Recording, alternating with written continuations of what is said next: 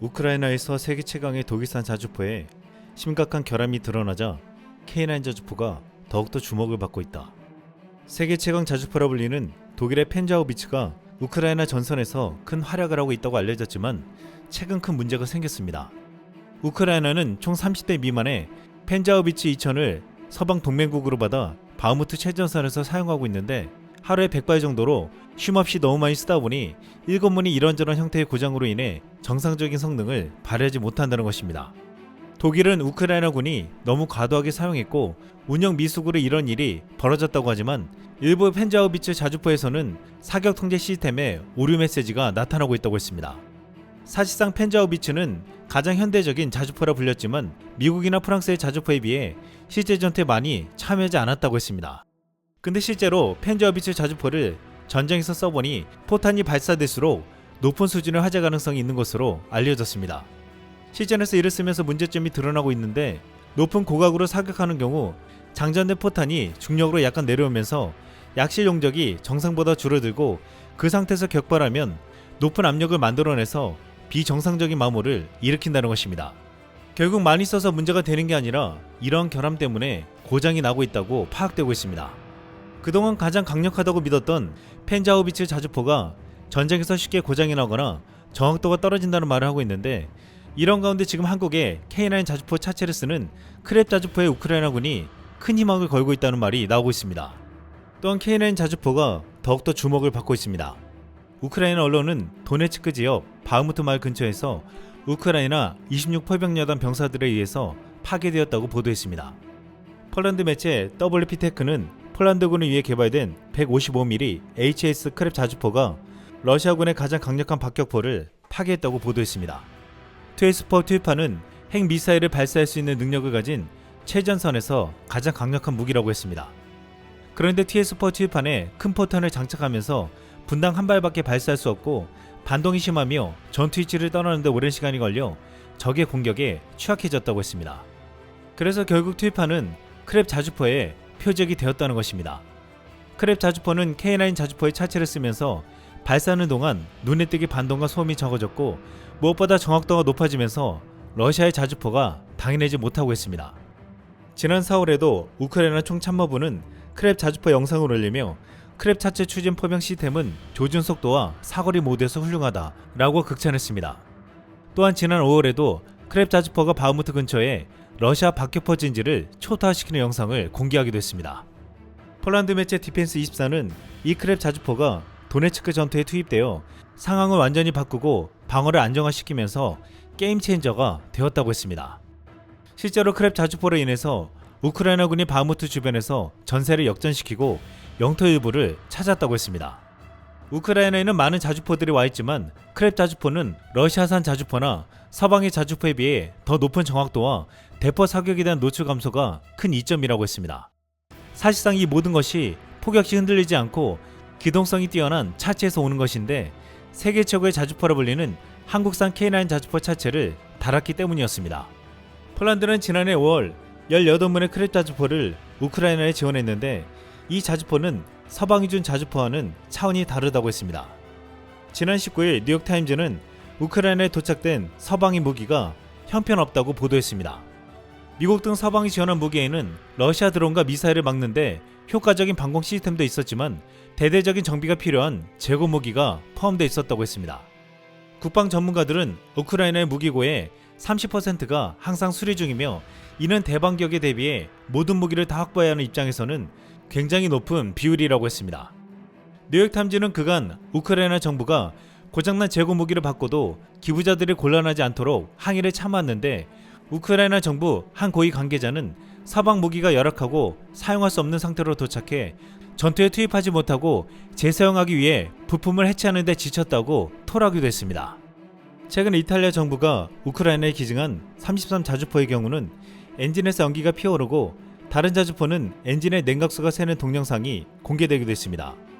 또한 우크라이나 정부는 미국 방위업체 울트라 디펜스 코퍼레이션에 1980만 달러 하나로 약 254억 원을 내고 자주포 30세대 수리를 맡겼는데 이 중 10세대가 지난 1월 전투 임무에 적합하지 않은 상태로 우크라이나에 재운송됐다고 했습니다.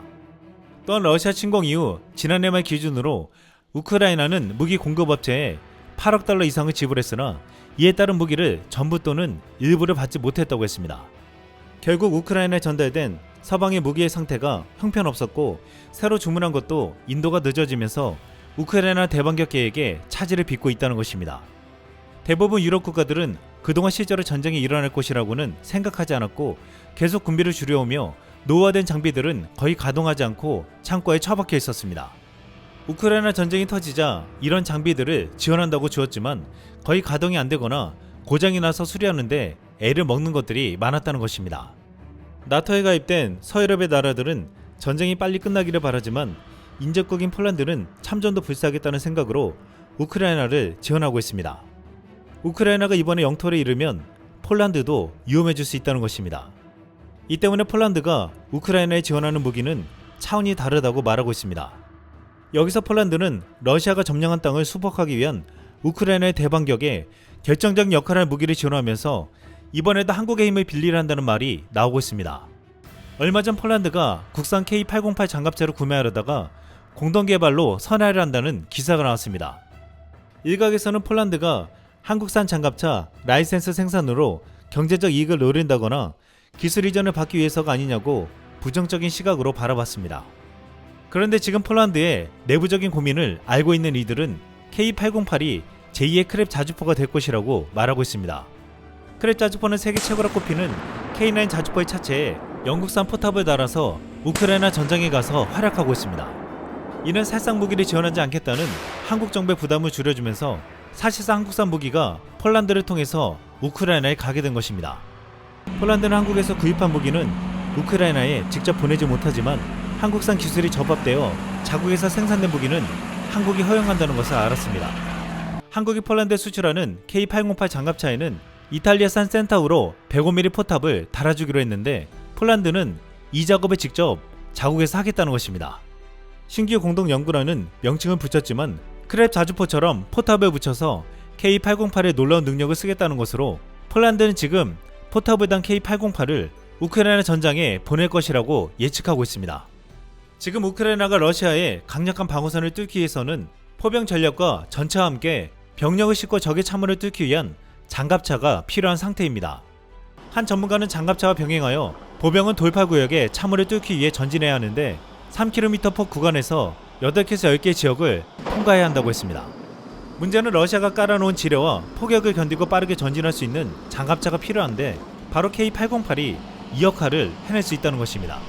K808은 420마력의 엔진으로 최고 속도 100km를 갈 수 있으며 각종 화기나 파편, 지뢰 폭발에도 생존할 수 있는 강력한 방어력을 지니고 있습니다.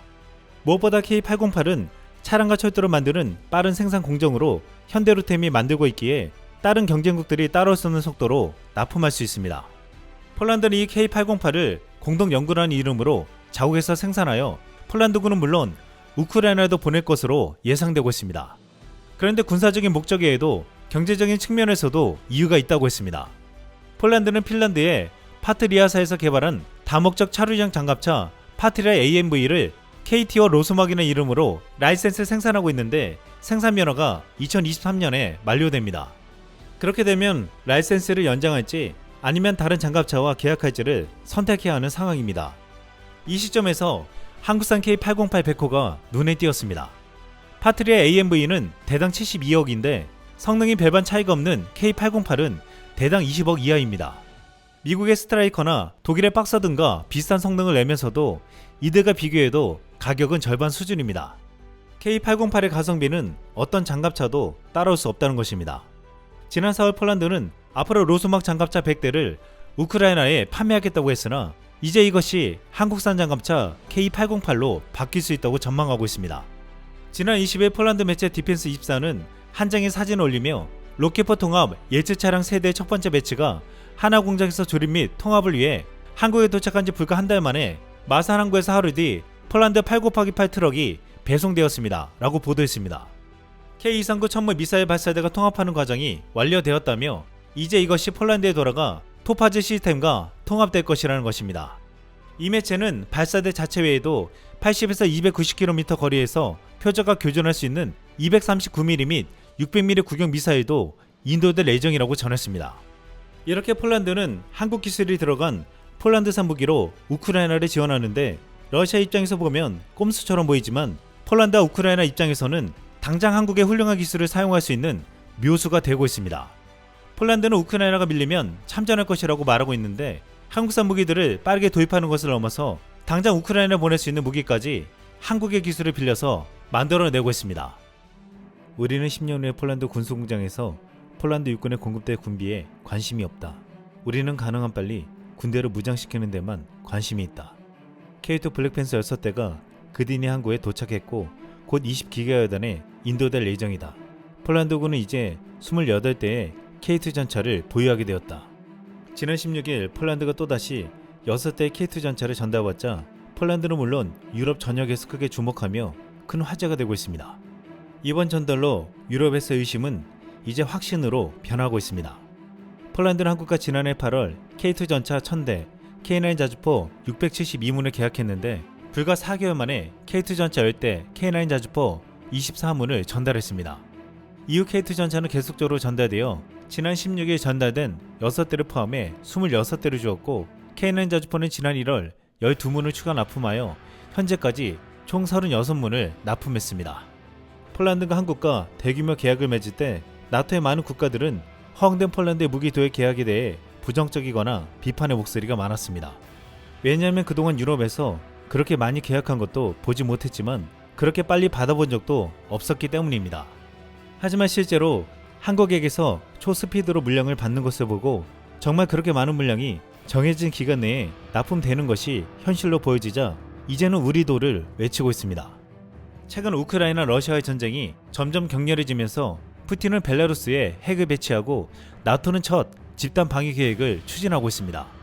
푸틴은 러시아는 나토보다 더 많은 핵무기를 갖고 있다면서 국가가 위험해질 경우 핵무기를 쓸 수 있지만 그럴 필요는 없다 라고 여유를 부리듯 겁을 주었습니다.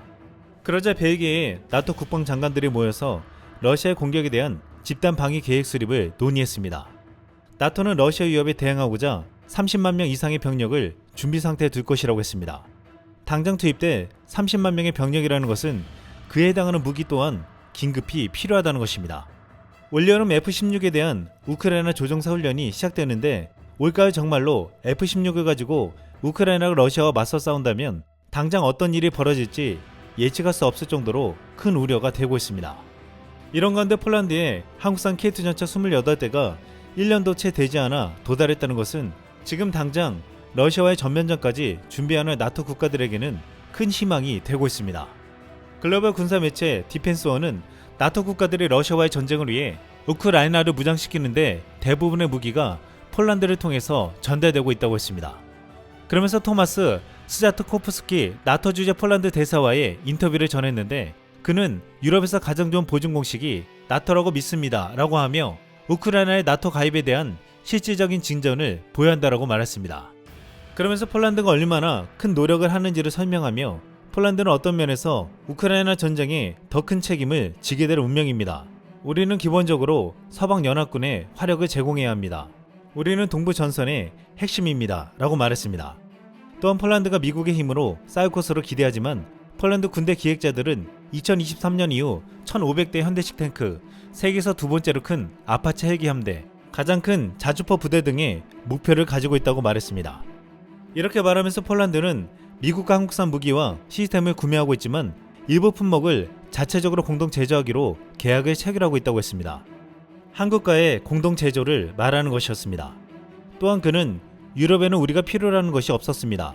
우리가 가지고 있는 시스템의 예비 부품이 절대적으로 부족합니다 라며 이 때문에 한국과 협력하여 탱크를 만들고 유럽에서 발판을 마련하는 것이라고 했습니다.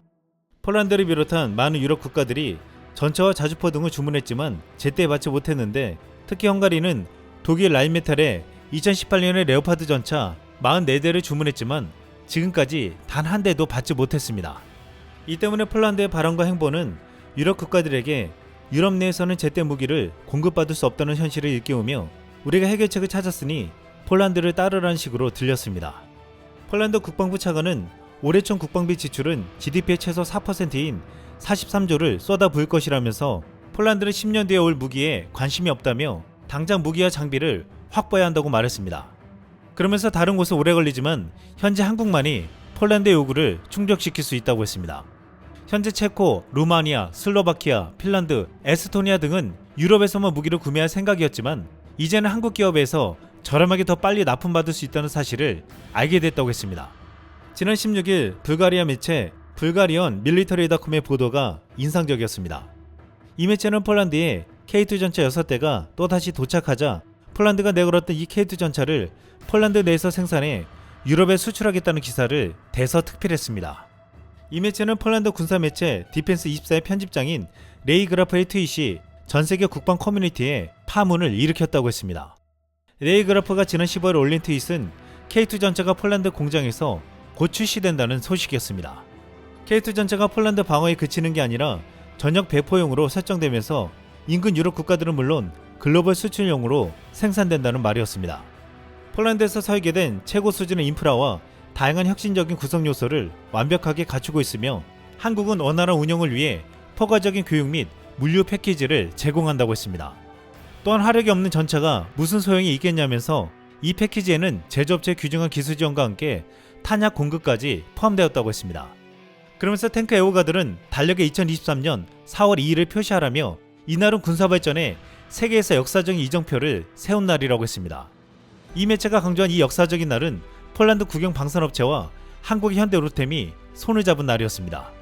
한국의 방산업체가 유럽에서 최신 전차를 생산한다는 것이 역사적인 일이라고 말한 것입니다. 불가리아가 지난 12월 폴란드에 전화를 걸었을 때 폴란드는 이미 10대의 K2 전차를 받았다면서 앞으로 K2 블랙팬서의 업그레이드 버전 K2 PL을 상상하면 경이로울 정도라고 했습니다. 불가리아뿐만 아니라 체코에서도 K2 전차를 보고 있습니다. 체코는 차기 전차 사업에서 국경을 맞대고 정치 경제적으로 밀접한 나라 독일에게서 또다시 레오파드 신형 전차를 사려고 했습니다. 독일은 구형 레오파드 전차 14대를 무상 지원한다고 유혹했습니다. 하지만 지금 체코는 이 유혹을 떨쳐버리고 K2 전차에 대한 관심으로 옮겨가고 있다고 했습니다. 체코 군사 전문가 밀란 미콜레스키는 인터뷰에서 레오파드 2A7 플러스 또는 2A8 모델은 구매에서 인도까지 장시간이 소요되어 한국 K2 전차를 신속히 받는 것과는 대조된다라고 말했습니다. 즉 빨리 받으려면 한국산 전차를 사야 한다는 것이었습니다. 이제 폴란드의 K2 전차 K9 자주포 수십 대가 단 몇 개월 만에 인도되는 것을 눈여겨본 유럽 국가들은 몇 년이 되어도 받기 힘든 거래를 포기하고 한국만을 바라보고 있습니다. 한 폴란드 군사 매체는 어떻게 한국의 방산업체들이 미국이나 유럽과 다르게 그렇게 빨리 무기를 인도할 수 있는지를 집중 취재를 통해서 알려주었습니다. 이 매체는 한국 하나 에어로스페이스의 공장에서 그들은 K9 자주포에 대한 폴란드 주문을 이행하기 위해 6대의 자동화 로봇과 150명의 직원이 폴란드용 47톤 K9을 조립하고 있다고 했습니다.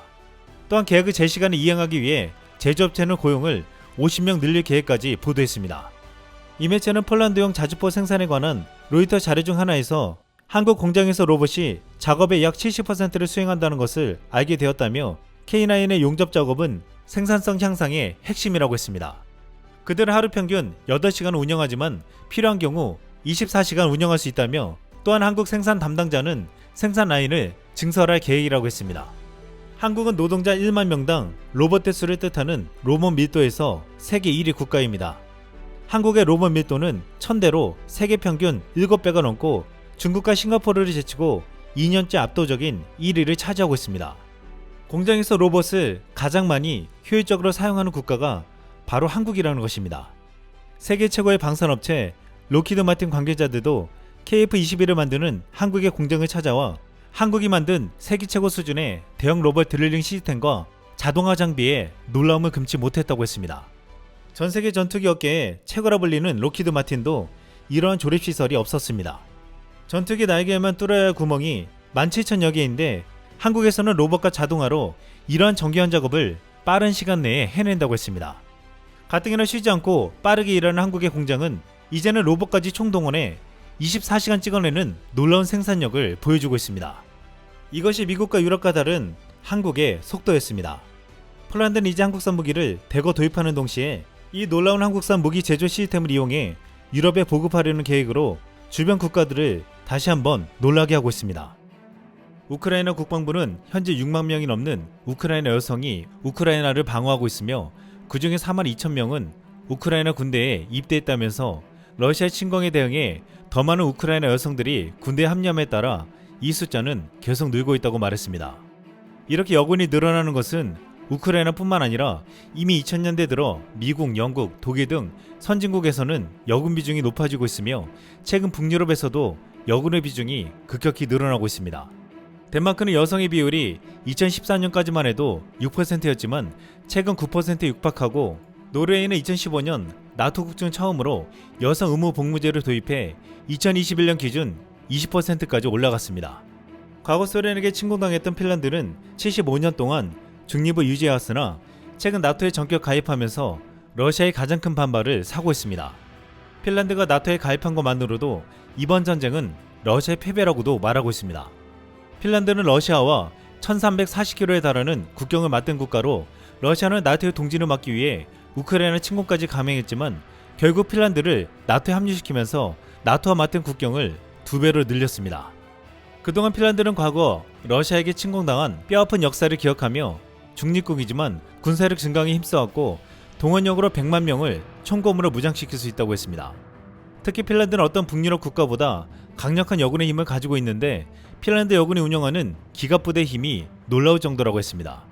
여기서 최근 핀란드 여군이 조종하는 K9 자주포 영상이 크게 화제가 되면서 일부에서는 흔히 말하는 핀란드 민영가 조종하는 자주포라는 식으로 재미를 주는 게 아니라 러시아군에게 정말 위협적인 무기가 될 수 있다고 말하고 있습니다.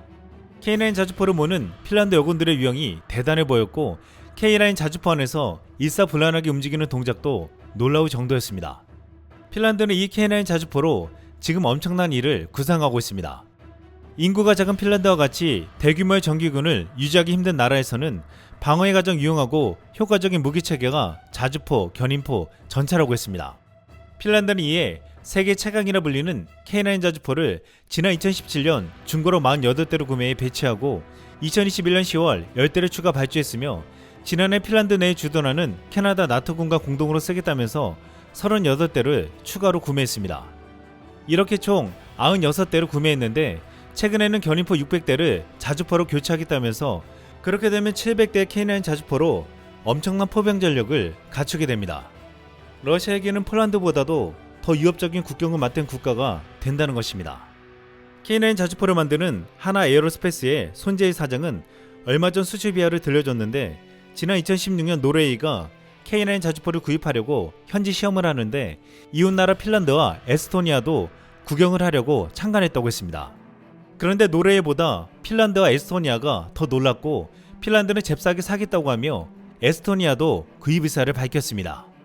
하나는 지금 당장 신제품을 만들면 시간이 걸리는데 중고라도 사겠냐고 하자 핀란드가 바로 중고 48대를 사겠다고 했고 결국 노르웨이보다 9개월 먼저 구매 계약을 맺었습니다. 그런데 이렇게 북유럽의 국가들이 K9 자주포에 반한 이유는 그 놀라운 성능과 뛰어난 가성비 때문이기도 하지만 더 큰 이유가 있었습니다. 에스토니아 고위 군사 관계자가 2018년 K9 자주포를 운영하는 한국의 부대를 방문했는데 에스토니아 장군이 보는 앞에서 한국군 최고 책임자는 부대에 배치된 신병에게 K9 자주포를 운영해보라고 지시했습니다. 그런데 초년병도 쉽게 조작하는 것을 보고 에스토니아 장군이 감동했고 에스토니아는 K9 자주포 12문을 계약하고 이후 24문을 더 계약했습니다. 이것은 처음 다뤄보는 초년병도 쉽게 운영할 수 있을 만큼 조작법이 쉽다고 했는데 자주포를 처음 다뤄보는 여군들도 쉽게 다룰 수 있고 정규군이 아닌 예비군들도 동원되면 바로 다룰 수 있다는 큰 장점이 있다고 했습니다. 여성 의무 복무제를 도입해 여군 비율이 무려 20%나 되는 노르웨이에서도 이 K9 자주포는 가장 강력한 무기 중 하나로 손꼽히고 있습니다. 2021년 공개된 K9 자주포가 발사될 때 놀라는 노르웨이 여군의 모습이나 올해 공개된 설원을 달리는 K9의 위력을 설명하는 노르웨이 여군의 모습도 인상적이었습니다. 가장 강력한 성능을 지니면서도 쉬운 조종법과 자동 장전 시스템까지 갖춘 K9 자주포는 여군들이 운영에 위력을 발휘하기에 가장 좋은 조건이 되었고 이 때문에 북유럽 국가들이 K9 자주포를 앞다투어 도입했다고 했습니다. 상대적으로 K9 자주포와 경쟁하는 독일 펜저하우비츠는 조정법을 익히는데 6개월 이상 걸리고 유지보수도 어려워서 이들 국가가 K9 자주포를 선호하는 이유라고도 했습니다. 그런데 이들 나라에게 한국은 운용하기 편한 무기만 전달해 준 것이 아니라 한국의 여군이 직접 운용하는 장면까지 보여주었습니다. 지난 3월 육군 제7포병여단의 K9A1 자주포 사격훈련에서 놀라운 장면이 목격되었습니다. 아시아에서 가장 강력한 군단 화력을 보유한 7군단은 북진 선봉이라는 상징 명칭을 갖고 있는데, 유사시 아군 전방부대가 북한군의 남침을 저지하면 뒤이어 7군단은 적을 격퇴하며 북진해 나가는 부대입니다. 7군단은 동아시아 최강 전력으로 중국 기동군단 2개랑 맞먹을 정도로 엄청난 화력을 가지고 있는데, 중국에서 한국의 7군단을 막으려면 핵밖에 없다는 말까지 하고 있습니다. 그런데 7군단의 7포병여단 소속 번개 대대에서 펼쳐지는 K9 자주포 실사격 훈련의 주체는 여군들이었습니다. 번개 대대는 포탄 43발을 발사하며 유력을 가시했습니다.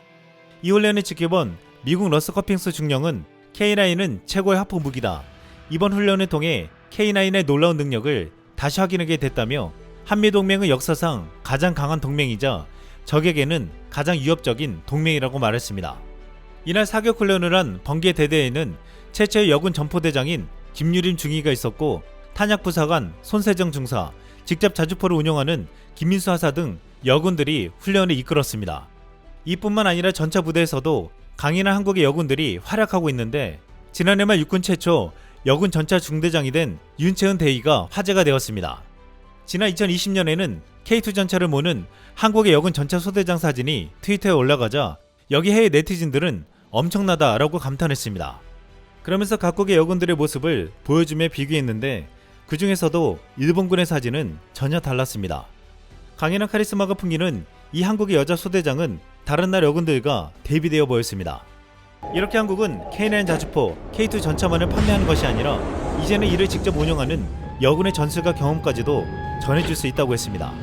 스톡홀름 국제평화연구소 자료에 따르면 K9 자주포는 2000에서 2017년 세계 자주포 수출 시장 점유율 48%를 차지하며 압도적인 1위임을 입증했습니다. 2023년 현재 점유율은 이미 절반을 넘은 52%가량이며, 지금까지 체결된 계약 물량이 원활하게 수출되면 점유율은 70%에 육박할 전망입니다.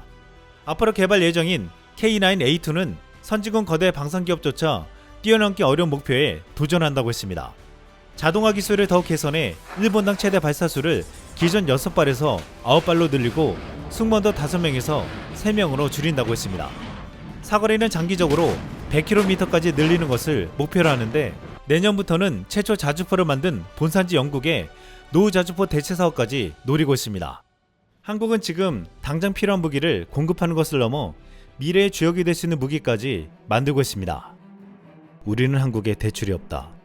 폴란드 내에서 한국 무기를 사기 위해서 24조 원을 대출받았다는 말이 나오자 폴란드 재무장관이 폴란드는 대출을 받은 적이 없다고 말했습니다.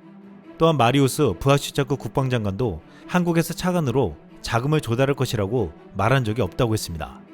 폴란드가 한국과 무기 계약을 할 때 엄청난 대출을 받을 것이라는 폴란드 내 보도와 국내 일부 보도가 전혀 사실이 아니라는 것을 천명한 것입니다. 지난 19일 폴란드 르제츠코프스카 장관은 러시아 우크라이나 공격과 관련하여 폴란드 경제가 직면한 도전이라는 제목의 포럼의 패널로 참석했습니다. 폴란드가 한국에서 군사 장비 구매를 위해 대출을 받아야 한다는 청중의 질문에 장관은 폴란드가 그러한 대출을 받은 적이 없다라고 답했습니다. 이것은 총리의 마지막 방한 이후 발생한 일종의 언론 혼란이라고 말하며 한국에는 대출이 없다고 그녀는 확답했습니다. 폴란드는 그동안 어떤 무기 도입보다 한국 무기 도입을 가장 시급한 중요한 과제로 보고서 한국에게는 대출 없이 무기 도입을 진행해왔습니다. 한국이 폴란드에 수출한 무기류 수출액이 지난해부터 지난 4월까지 7억 5,200만 달러, 하나로 약 9,600억 원에 이르는 것으로 나타났습니다. 지난해 무기 수출로 폴란드는 우리나라의 5대 무역 흑자국이 되었습니다. 폴란드는 전차 대금만 벌써 6천억 원을 입금했고, 지난해 FA50 구매비의 30% 1조 2천억 원을 수출 계획을 맺은 지 단 2달 만에 이례적으로 한국에 지급했습니다. 폴란드는 KF-21 분담금 8천억 원을 5년이 넘어도 안 내고 있는 인도네시아는 전혀 다르다는 것을 보여주고 있습니다. 폴란드는 이미 올해 국방비를 GDP 대비 4%까지 끌어올려 나토국 중에 가장 높은 수준으로 상향시키겠다고 했습니다. 나토 회원국들은 2024년까지 GDP 대비 2%까지 올리겠다는 목표를 세웠지만 폴란드는 이에 2배가 넘는 4%까지 올리겠다고 한 것입니다.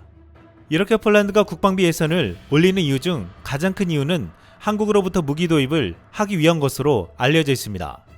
즉 폴란드는 국방 예산을 늘려 한국의 무기를 대출이 아닌 현금으로 사겠다는 것입니다. 폴란드는 한국 무기를 도입하는데 진심을 보여주며 이를 통해 폴란드를 단단히 무장시키고 유럽 국가들의 무장 강화에 놀라운 힘을 전해주겠다고 말하고 있습니다.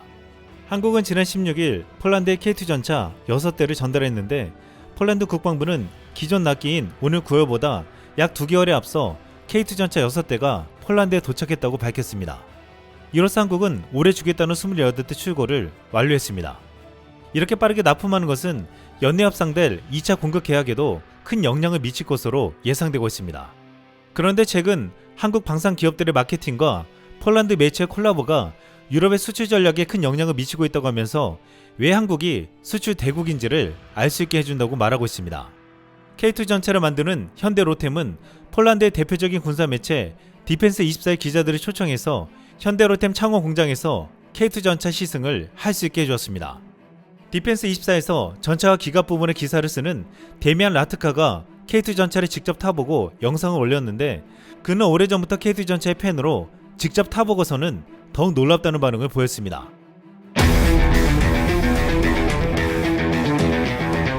Za chwilę będę miał możliwość przejechania się czołgiem K2 i zapoznania się z tą maszyną bliżej. Zobaczymy, jak pójdzie ta jazda testowa. Głównymi zaletami czołgu K2 są jego stosunkowo niska masa oraz, co się z tym również wiąże, wysoka mobilność, tak na drodze, jak i w terenie. Hydropneumatyczne zawieszenie czołgu pozwala na płynną jazdę także w trudnym terenie i przy dużej prędkości. Ponadto umożliwia obniżenie lub podniesienie pojazdu oraz jego przechylenie wedle potrzeb załogi oraz wymogów terenu. Na uwagę z pewnością zasługuje również elektronika wozu, która stoi na światowym poziomie. Dla przykładu, zarówno dowódca, jak i działonowy dysponują zestawem wyświetlaczy, na których obaj mogą jednocześnie wyświetlać obraz zarówno z celownika głównego, jak i panoramicznego przyrządu obserwacyjno-celowniczego dowódcy, co znacznie poprawia świadomość sytuacyjną oraz koordynację pracy pomiędzy dowódcą i działonowym. Opancerzenie przednie nie odstaje od innych podobnych konstrukcji na świecie. Opancerzenie boczne i stropu wieży natomiast wzmocnione jest przez osłony reaktywne. Przedstawiciele producenta podkreślają, że dodatkowym wzmocnieniem dookólnej osłony czołgu jest system ochrony aktywnej typu soft kill, a docelowo również hard kill, taki jak koreański KPS. Czołgi w wersji K2PL będą miały zmodyfikowaną konfigurację w stosunku do obecnych wozów. Szczegóły są obecnie ustalane między stroną polską i koreańską. Należy pamiętać, że Polska tak naprawdę kupuje od strony koreańskiej nie tyle same czołgi, ale głównie technologię oraz tak zwany know-how oraz zostaje zaproszona do współpracy w programie następcy czołgu K2, który będzie maszyną dysponującą wieżą bezzałogową uzbrojoną w armatę kaliber 130 mm, natomiast załoga zostanie przeniesiona do kabiny w przedniej części kadłuba i będzie w pełni odizolowana od reszty pojazdu. Muszę przyznać, że wóz robi bardzo duże wrażenie i zmienia myślenie o tym pojeździe, kiedy ma się okazję obcować z nim osobiście. Myślę, że jest już w zasadzie bardzo dobry wybór dla Wojska Polskiego pod wieloma względami, no i oczekujemy dalszego rozwoju już jako K2PL i jaka będzie jego ostateczna konfiguracja. 디펜스24의 에디터 데미안 라트카는 K2 전차를 직접 타보고 큰 인상을 받았다고 했는데 여기에 무인 포탑이 있는 K2 전체 후속 프로그램에 폴란드가 협조해달라는 초대를 받았다고 했습니다. 즉 한국의 차세대 전차 K3 전차까지 거론한 것입니다. 그가 말했듯이 폴란드에서는 지난 15일에서 16일 제주군사기술학회에서 현대로템이 공개한 K3 전차 기본 청사진에 큰 관심을 가지고 있습니다. 군사 전문 매체 디펜스 블로그가 이를 소개하자 폴란드를 비롯한 주변 국가들은 큰 관심을 보였습니다. 폴란드 매체 WP테크는 K2 전체 후속 K3 전차가 개발된다는 소식을 보도하며 폴란드는 1000대를 구입했습니다. 그들은 이미 후속작을 만들고 있습니다. 라는 제목으로 보도했습니다.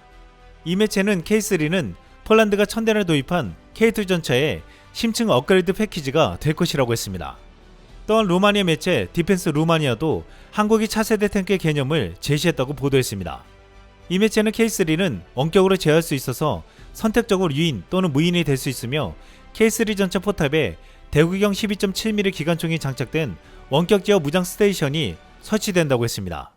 또한 보호 시스템에 활성 하드킬 및 수동 소프트킬 광전자 센서는 포탑과 탱크 본체에 있고 이 탱크에는 360도 범위를 커버하는 4개의 A사 레이더 안테나도 있다고 했습니다.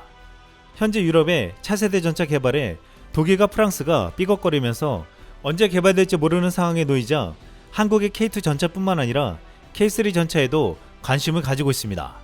현재 차세대 전차 사업을 추진하고 있는 체코의 군사 매체 아르마드니 즈프라 보다드는 최근 놀라운 제목의 보도를 내놨습니다. 유럽의 무기에 대한 채울 수 없는 굶주림, 한국은 불과 3개월 만에 채울 수 있지만 미국은 몇 년의 대기 기간이 있습니다. 라는 제목이었습니다. 이 매체는 미국과 유럽의 군수공장은 늘어나는 현대식 무기 생산 수요를 감당할 수 없기 때문에 아시아의 군수강국에게 유럽에서 밀려나고 있다고 말했습니다. 지난 1년 동안 우크라이나 전쟁으로 미국과 유럽 무기회사의 제품에 관심이 높아졌지만 생산이 증가했음에도 불구하고 수요를 충족시키지 못했다고 했습니다. 이 때문에 유럽의 국가들은 무기에 대한 굶주림을 겪고 있는데 한국 무기 산업에는 반가운 기회가 되었다고 했습니다. 한국은 미국의 오랜 동맹국이라 기존 무기들과 호환이 되고 무엇보다 국가의 성숙도 때문에 많은 무기가 세계적인 수준이며 북한과의 긴장으로 인해 국가 무기고의 수용 능력이 높다고 했습니다. 이 체코 언론은 폴란드가 세계에서 가장 현대적인 전차 중 하나인 한국의 K2 전차를 주력 전차로 삼아 총 180대가 한국에서 올 것이라면서 체코군도 독일제 레오파드 2를 사용할 수 없다면 한국산 전차로 완전히 대체할 수 있다고 말했습니다. 여기에 폴란드가 주문한 K239 천무도 흥미롭다며 노르웨이와 스페인까지도 관심을 가지고 있다고 했습니다. 우크라이나전에서 맹활약한 하이마스의 효용성이 상당하다고 알려지면서 하이마스는 주문 생산하는데 상당한 시간이 걸리지만 이보다 화력이 센 한국산 로켓 천무는 바로 받을 수 있기 때문이라고 했습니다. 이렇게 한국산 무기에 대한 명성은 지금 폴란드를 거쳐 유럽의 각국에서 급속도로 퍼지고 있습니다. 최근 폴란드가 많은 돈을 빌려서 한국의 무기들을 살해한다는 우려가 있었지만 분명 폴란드는 현금을 먼저 지불하며 진심으로 한국산 무기들을 신속히 도입했고 이는 그동안 절대 뚫기 힘들다는 유럽의 방산시장에 한국산 무기가 들어갈 수 있는 교두보가 되어주고 있습니다. 또한 재빨리 한국산 무기 도입에 성공한 폴란드는 앞으로 KF-21과 K3 전차 등에서도 한국에게서 파트너로 인정받아 함께 개발하고자 하고 있습니다. 폴란드는 유럽에서 한국과 같은 방산 강국이 되려 하고 있습니다. 이상 쓸망이었습니다.